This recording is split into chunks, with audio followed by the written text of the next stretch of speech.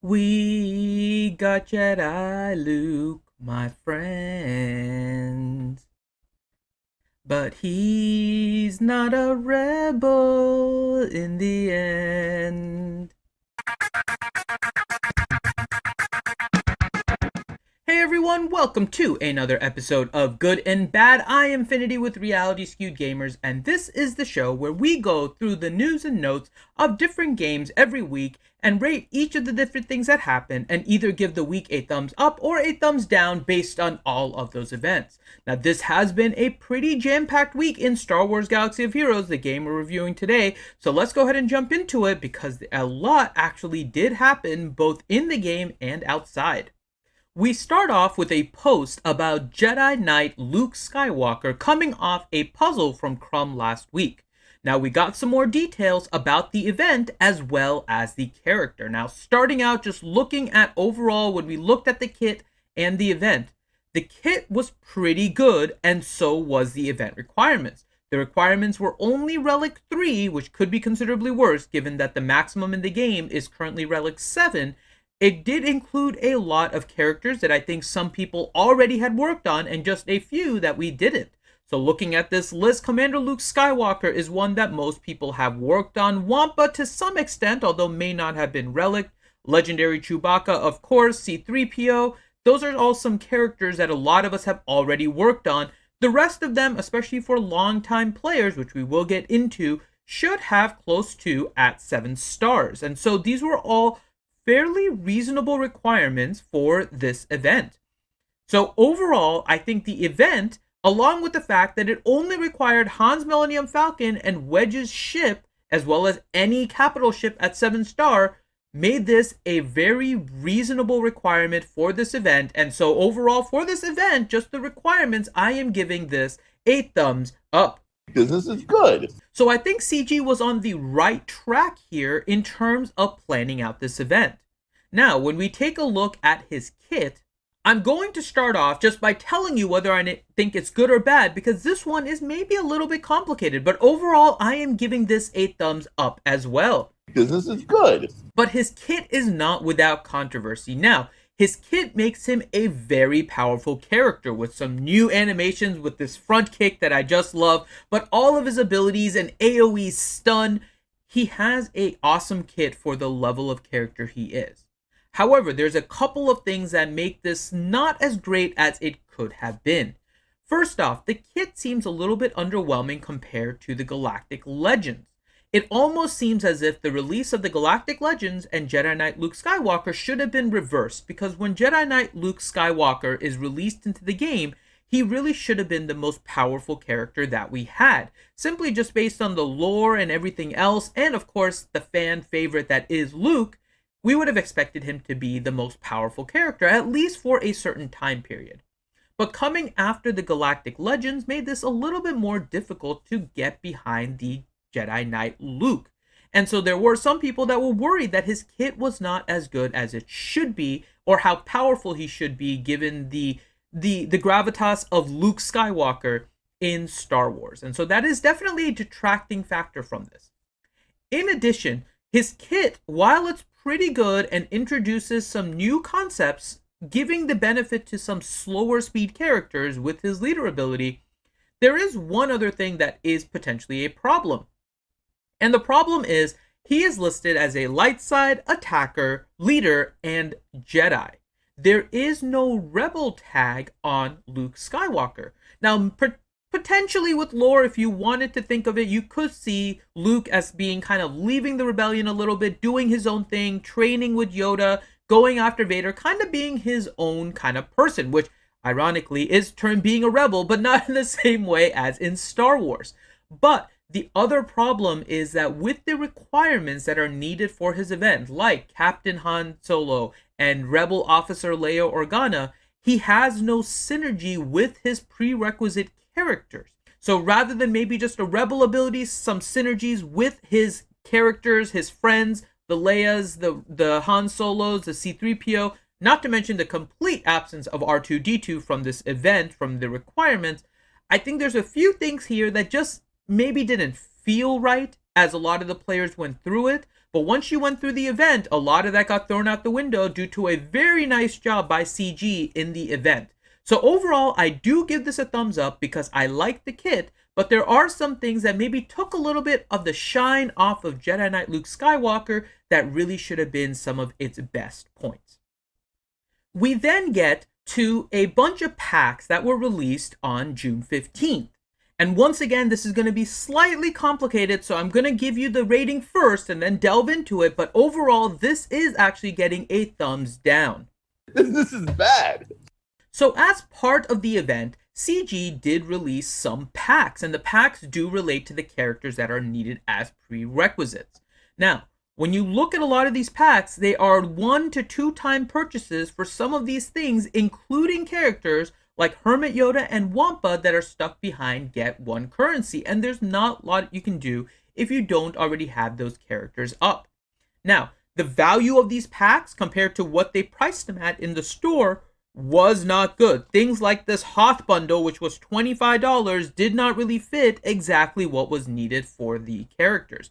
Now, there was one pack that did stand out, and it was this Lando pack, which was $9.99 for his shards. Now, he is a very easy to acquire character, but the rest of the stuff in there, including the Omega Mat, did make the Lando pack maybe a little bit better than the rest. But a lot of these packs did not have the real value that I think we should have with the packs. So that is a large reason why they are getting a thumbs down for these packs. However, on the other side, there is something really interesting happening with this release. The release obviously has 2 characters stuck behind walls that you can't buy yourself out of. Hermit Yoda and Wampa are basically going to be characters that either you had farmed with Get One or you did not. There's really no other way to get a whole lot of their shards, potentially with Wampa with the galactic bounties, but that's pretty much it. So what effectively happened here is that CG released Jedi Knight Luke as almost a thank you towards veteran players, because veteran players are really the only ones that are going to be able to get this. Newer players probably focus more on Malak and Gas, because that would be the recommendation for the Get One currency, and so they never went after Hermit Yoda and Wampa. So effectively, what they did here is actually not introduce packs that would allow them the opportunity for somebody to purchase their way to Jedi Knight Luke Skywalker. Now, I don't think that should be missed. They allowed this one to be more catered towards veteran players. They made packs that are released to try and help those that are maybe just a few shards away, were getting close to the end, and then decided to shift over to Malak or Gas with their Get One, and it allowed for an opportunity for older players, for the veteran players, to feel like CG is giving them something, especially with the requirements being not as difficult as a lot of people thought. So again, overall thumbs down because of the value of the pack, but I think CG does deserve some credit on what they did here by not trying to monetize every little thing in the game. They then, on June 17th, released some more packs and, of course, the event of Jedi Knight Luke. And so when we look at this one, these packs are a little bit different. And in all honesty, I am giving no thumb up or down on this one because this one has me even more torn than the other stuff. It's been an interesting week in Galaxy of Heroes. When we look at what happened, the journey of Jedi Knight Luke Skywalker definitely came out. And we're going to talk about that one separately.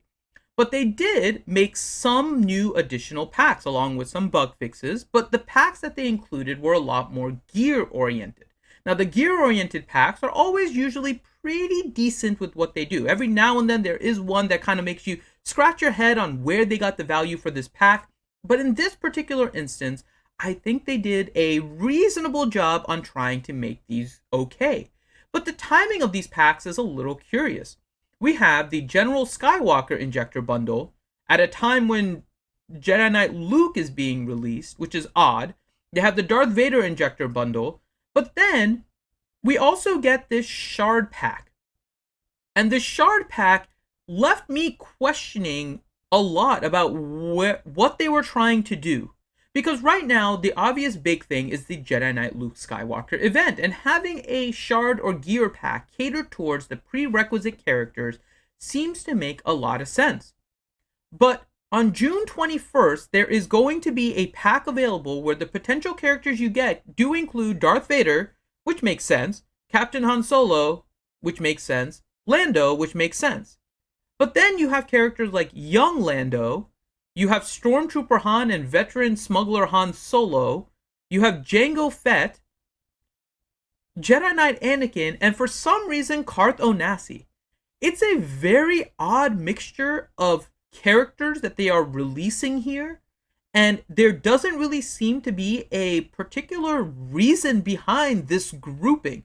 You have 3 generations basically of Han Solo with Stormtrooper Han, Captain Han Solo, and veteran smuggler Han Chewie, or veteran smuggler Han Solo. So it's not even the whole like era of the trilogy of Han Solo. You've gotten veteran smuggler Han, who's in the last trilogy. So it's a very odd combination of things that they've added here. I can't quite make sense of it. So I'm kind of just staying neutral on this one because the packs have some value, but it's very questionable about why they release things the way that they did here. The next thing is the Jedi Knight Luke Skywalker event. Now, we do have a guide out there about the event, so if you guys are doing it and need some help, make sure you check that out. But the other part of this is that the Jedi Knight Luke Skywalker event was very well done. It is much better than what they produced for the Galactic Legends. It told a story and brought back memories from watching the movie. Now, while they took some liberties with it, it was still very well done. It showed the progression of each of the characters, included even Darkseid with the light side, with Wampa and Vader as being part of it. So, I think overall, this event was very well done, matching along with the fact that the kit was pretty good as well, that overall, I have to give this event a very, very big thumbs up. Business is good.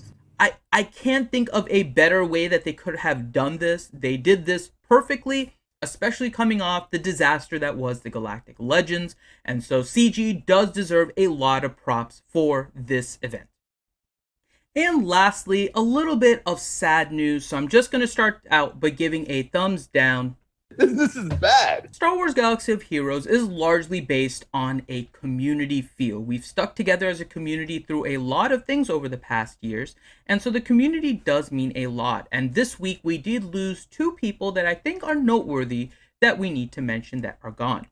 First off, we did lose Mobile Gamer, who decided that he is going to step away from the game until things change with CG. Now, I hope CG does increase their communication. We're still waiting on the road ahead. And by the way, we still don't have a road ahead. So I'm just going to throw this in there. This is getting a thumbs down as well. This is bad. The road ahead has been delayed quite a bit. And I know the Jedi Knight Luke thing is probably there to tie us up. But that only goes so far. So they really need to release the road ahead this coming week. If they don't, that's going to be a major problem in the community, so I'm just going to throw that out there right now as a thumbs down. But going back to the original topic at hand, we did lose Mobile Gamer, who is waiting to see the direction that CG goes with the game, and so that is definitely noteworthy and sad to see somebody of his stature leaving the community.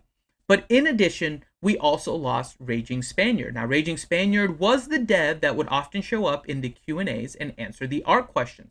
And I felt bad for Raging Spaniard because while he did a really good job, and he did mention that the Jedi Knight Luke event was the last event that he worked on before stepping away from Capital Games, Raging Spaniard, unfortunately, has stepped away and was put into the dev Q&A, thrown into the fire at possibly the worst times.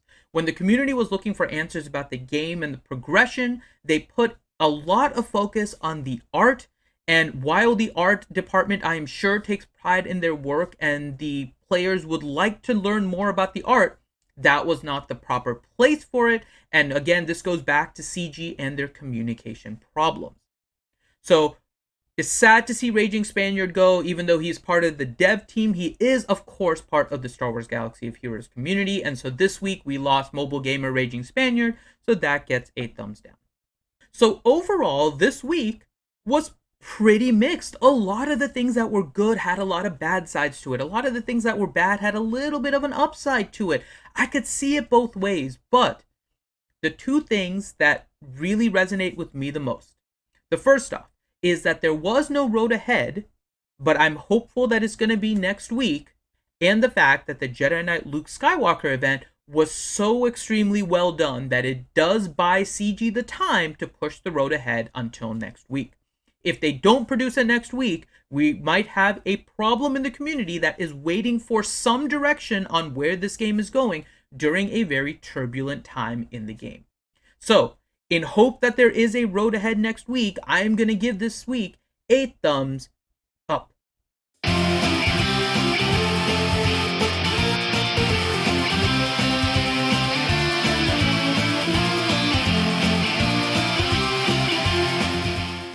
And there you go. That is our good and bad for this week. I hope you guys all enjoyed it. Please make sure that you head onto our Discord link down below if you have any questions. But if you have any comments about my ratings of good and bad, head down into the comments down below. Leave me a comment. Let me know what you guys agree with or disagree with. Make sure you check out our other content kind of linked all below on the side here. And I will see you next time.